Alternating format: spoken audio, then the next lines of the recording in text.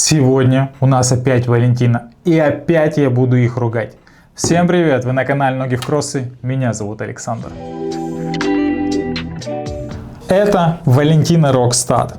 У меня есть белая модель, которую я так и не носил, и вот эта черная с эко-мехом. И вот в этих бандитах я отходил всю зиму, и мне есть что рассказать. Но начнем по традиции с распаковки. Если у вас нет времени смотреть полноценный обзор, то для вас спойлер. Брать их не надо, по крайней мере черные. Начнем с белой модели, потому что она еще не использовалась. Коробка у нас покрыта тканью, что на самом деле выглядит необычно, но есть нюансы, то что она очень быстро морается. Конверт от Summa.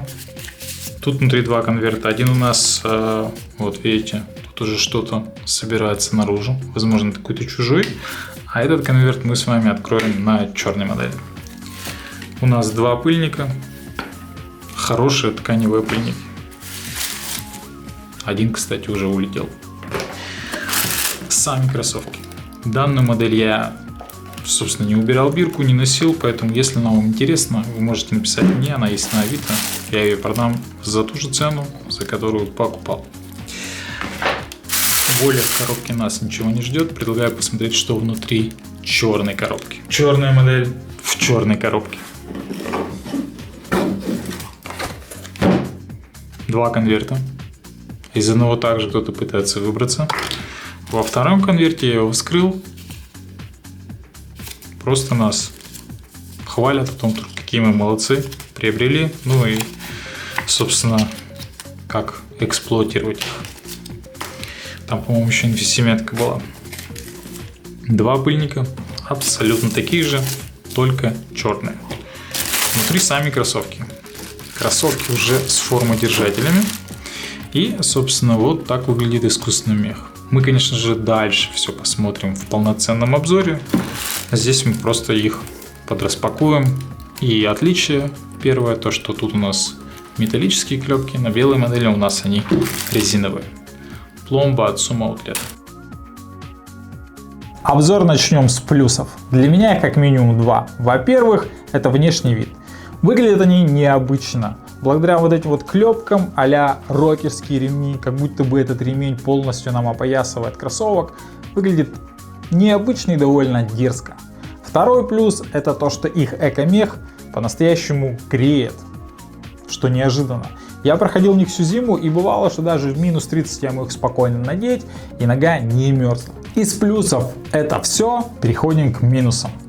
Первый минус связан с кожей. Она здесь дубовая, она здесь очень плотная, и так как это зимние кроссовки, ты эксплуатируешь их в режиме температуры, когда она далеко за минус.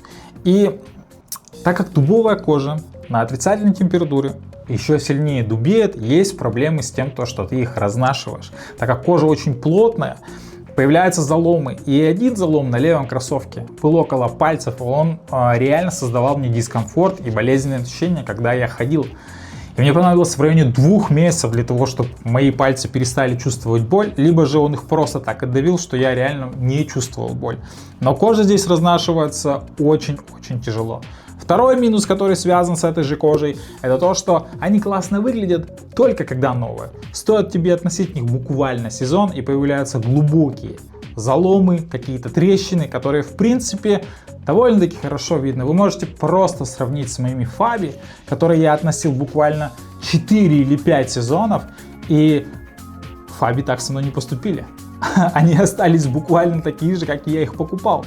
А тут один сезон, и вуаля, выглядит уже так себе, как будто бы устали довольно сильно, гораздо сильнее, чем мои пальцы, которые они же передавливали.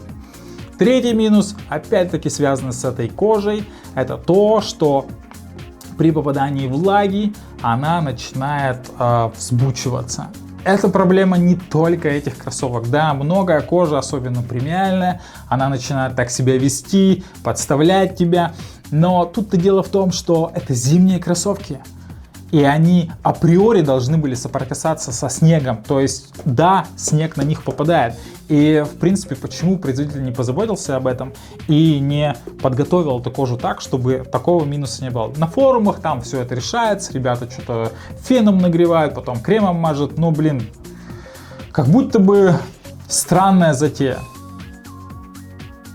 В итоге мы имеем одноразовые кеды за очень много денег. Если бы меня сейчас спросили, хочешь ли ты купить эти кроссовки, я бы отказался.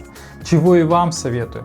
Сейчас мы быстро с вами посмотрим, как они на ногах. Ну а на этом у меня все. Подписывайтесь на канал, ставьте лайк, пишите ваши комментарии. Возможно, у вас уже были какие-то подобные одноразовые кроссовки, которых вы очень сильно пожалели. Желаю вам любви, удачи и счастья. И увидимся в новых видео.